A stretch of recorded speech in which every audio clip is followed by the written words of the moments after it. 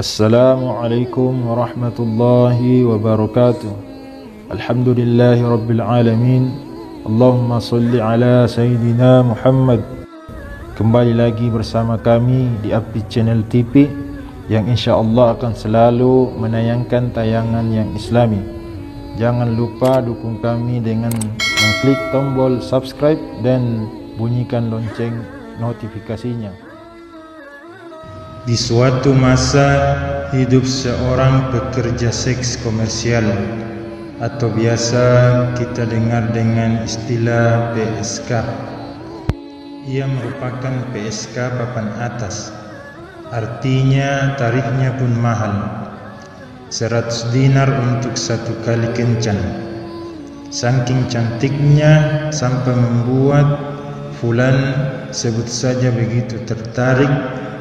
Fulan adalah seorang yang rajin ibadah. Fulan bekerja keras agar bisa mengumpulkan uang, agar bisa untuk membayar si PSK.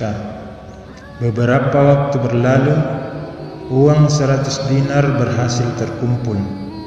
Ia langsung bergegas ke rumah si PSK. Fulan mengutarakan maksud dan tujuannya. Tak lupa ia juga jelaskan kerja kerasnya selama ini. Ketika melihatmu, aku langsung terkesima. Engkau begitu cantik. Sejak saat itu aku bekerja keras mengumpulkan uang. Kini aku telah memiliki 100 dinar, kata Fulan apa adanya. Fulan dan si PSK masuk kamar. Di dalamnya terhampar ranjang yang terbuat dari emas, tempat melayani para tamu. Ayo kita mulai, ajak si PSK mempersilakan Fulan untuk menjamah dirinya. Fulan bersiap melakukannya. Seketika ia terbayang keadaan di akhirat, yakni saat ia berdiri di hadapan Allah Subhanahu wa ta'ala, mempertanggungjawabkan semua amalnya. Tubuhnya gemetar. Ia membatalkan perzinaan yang harusnya terjadi itu. Uangnya ia berikan kepada si PSK secara cuma-cuma. Uang ini untukmu saja. Sekarang biarkan aku pergi, kata Fulan. Si PSK merasa aneh dengan Fulan. Ia mengatakan, kamu ini bagaimana?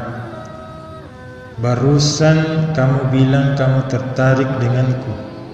Oleh karenanya kamu bekerja keras, peras keringat banting tulang. Kini setelah semuanya sudah siap, kamu membatalkannya begitu saja. Uang ini pun kamu berikan kepadaku dengan gratis. Ada apa sebenarnya? Fulan menjawab, hal yang membuatku membatalkan semuanya adalah rasa takutku kepada Allah Subhanahu wa ta'ala.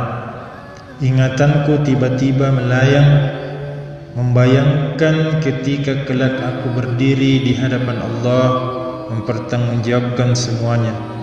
Aku begitu takut. Tak hanya itu, dalam kondisi yang sedemikian genting itu, ia mengatakan bahwa dia itu adalah orang yang paling ia benci. Apa kata si PSK? Ia tak marah, malah ia terkesima dengan perkataan si Fulan. Jika apa yang engkau katakan barusan itu benar, maka izinkan aku menikah denganmu, pinta si PSK. Fulan tak merespon. Satu keinginannya bisa segera pergi yang ada di kepalanya. Bagaimana bisa segera pergi?